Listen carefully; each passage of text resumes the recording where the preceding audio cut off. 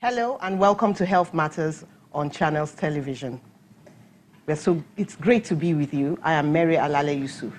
The World Health Organization reported in 2013 that the yearly count for spinal cord injury is 250,000 to 500,000 people. Spinal cord injuries are due largely to preventable causes such as road accidents, falls, and violence. Reduced rates of school attendance and economic involvement can be traced in part to spinal cord injuries. Adults with the condition have a global unemployment rate of more than 60%. My guests on the show are a consultant spinal surgeon, that's Dr. Adetunji Tolushe, and Dr. Cheongjo Choji is a consultant orthopedic and trauma surgeon. They both practice at the National Orthopedic Hospital, Igbobi, in Lagos. You're welcome to the show, gentlemen and doctors. Thank you. Thank you. It's an honor being here. Let us understand, what is the spinal cord? What does it look like? Okay. Now, the spinal cord and is... what is the injury? Right. Now, the spinal cord is part of the central nervous system. So it's the continuation of the brain. And it's a bunch of neural tissue that continues and runs through the vertebral column, to the length of the vertebral column. Okay, that's why I asked. You see, there are a lot of words coming out now. Yeah. I know there's this build-up of bones, yeah, and that's what you call the vertebral column. Vertebral column. Yeah. Where is the spinal cord? Now, the spinal cord runs through the... Yes, we are looking at it now. Runs through the neural canal.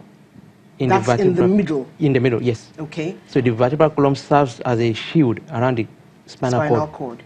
And this spinal cord is made of what you call the neural tissue. Yeah. That's nerves. Yeah, exactly.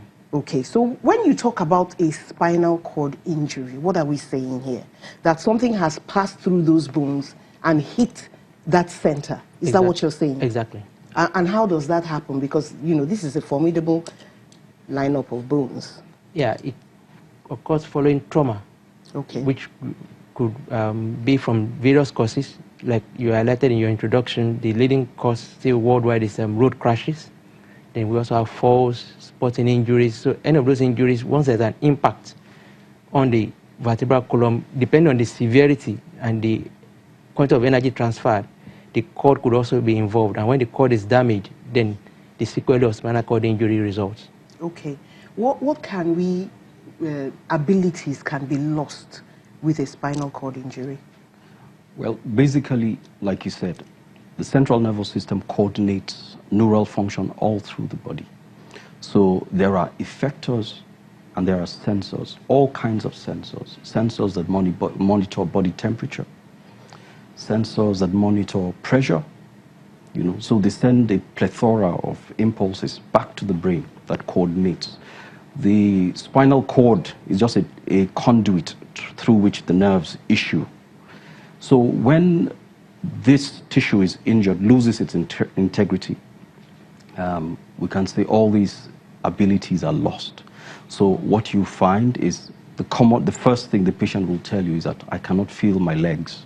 Okay. Yes, I cannot feel my legs. There's no sensation at all. So if there's a fire, for example, something hot against the patient's foot, he doesn't know, and he ends up getting a very bad burn over that very spot. He also cannot move based on the severity. There are milder forms of the injury and there are severe forms of the injury. The patient also can't control his sphincters. The sphincters are at the end of your urinary system, the bladder, yeah, exactly, the bowel. So you find the person has soiled himself with feces. There'll be urinary incontinence. Yes, urinary incontinence as well. So those are the immediate things you see. Another thing that you commonly find very early is autonomic dysfunction.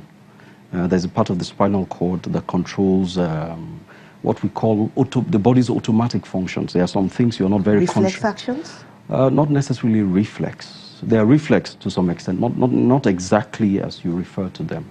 Let's say bowel function, for example. Okay. Yes, your intestines moving, emptying and all that.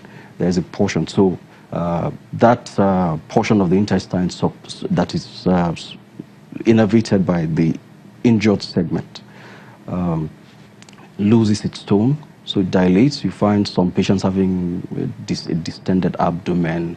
You have blood vessels too lose their, they lose their elasticity. They become widened. All because of a spinal cord injury. Yes, the person's blood pressure crashes. Yes, and so he could go into shock. Yes, even though he has not lost blood, he may not have lost blood significantly, but his blood pressure is low, his pulse is very thready, and that itself could be life-threatening. In the long term, when this injury persists, you could find that the muscles supplied by this nerve, they atrophy. Because they're not being used. Because they're not being supplied. Does it affect smell, taste? No. Those are higher up. Yeah. Yes. So when you have injury, you're talking about the functions lower down, from the level of the injury and below. Okay. Those are the most. Okay. The injury happens. The effects happen below the injury. Yes. That's why the legs are always affected. Yes. Okay. Yes. So you have the spinal cord extending from from the neck. Okay. Down to the lower back, down to the waist. Yes, the tailbone. Do some of these injuries resolve by themselves? Like somebody got injured, he lost the function of something in his body, but with time? Yeah, now when we talk about spinal cord injuries, we class them as either complete or incomplete. Now, when the injury is incomplete, there's a chance of recovery. Okay. So we have patients who suffered spinal cord injury and recovered. Some recover fully, depending on the severity. Some recover fully, some recover partially.